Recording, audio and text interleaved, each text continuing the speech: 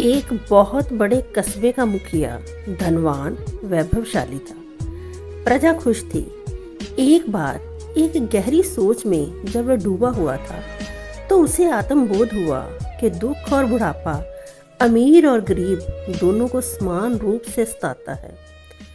उसने राज्य का कार्यभार बेटों को सौंपा और वन में एकांत स्थान पर जाकर ध्यान में अपने आप को पारंगत करने लगा। उस एकांत वन में गहरे मौन और शांति में उसने पाया कि वह चिंताओं से पूरी तरह मुक्त हो गया है। उसके चेहरे पर इतनी सौम्यता, तेज और शांति झलकने लगी। जल्दी ही उसके 500 शिष्य हो गए। वह उन्हें मुक्ति के मार्ग पर चलने का उपदेश देता।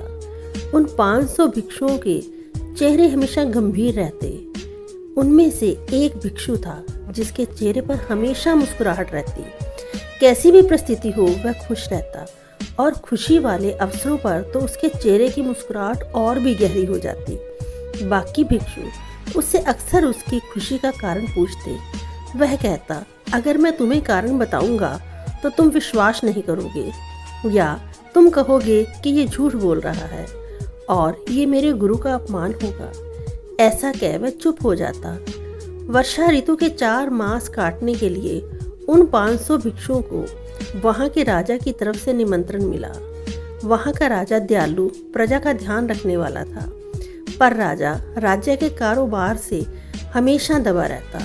पड़ोसी राज्यों की तरफ से खतरा, अपने ही दरबारियों के बीच में लड़ाई झगड़े और मुकाबले, अपनी पत्नियों की एक दूसरे को पीछे कर आगे बढ़ राजा का ध्यान बटोरने की चाह या अपने बेटों को आगे लाने की इच्छा, इन सब के बीच राजा हमेशा उलझा रहता।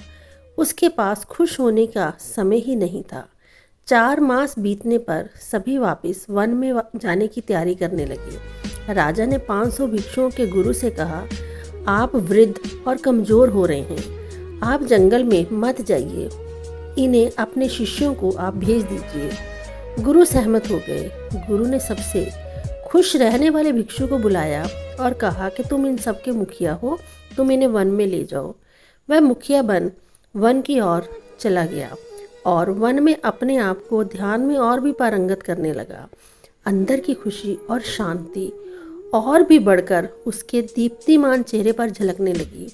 जंगल में रहते रहते एक बार उसका मन अपने गुरु से मिलने को हुआ। वह राजमहल आया, गुरु से मिला और बोला, क्या खुशी है, क्या खुशी है, कितनी खुशी है। उतनी ही देर में राजा भी गुरु से मिलने आया और उस मुखिया ने राजा को प्रणाम करना भी जरूरी न समझा और बोलना जारी रखा, कितनी खुशी, कितनी ज़्यादा खुशी। राजा से रहा नहीं गया। वह गुरु से बोले, क्या इस भिक्षु को इतनी भी अकल नहीं है कि मैं आपसे मिलने आया हूँ, ये मेरा सम्मान करे। गुरु बोले, राजन धैर्य रखो, मैं इसकी खुशी के स्रोत को जानता हूँ। आपकी तरह ये भी कभी राजा था, पर इसने राज्य की चिंताओं को छोड़ा, धन दौलत पद प्रतिष्ठा का मोह छोड़ा और आज ये खुशी से लबालब भर पर बोल रहा है कि इतनी खुशी तो तब भी नहीं थी जब मैं राजा था, इतनी खुशी तो तब भी नहीं थी जब मैं जन्मा था। सुनकर राजा को बोध हुआ कि ध्यान ही वह एकमात्र स्रोत है जहाँ से अनंत का झरना फूटता है।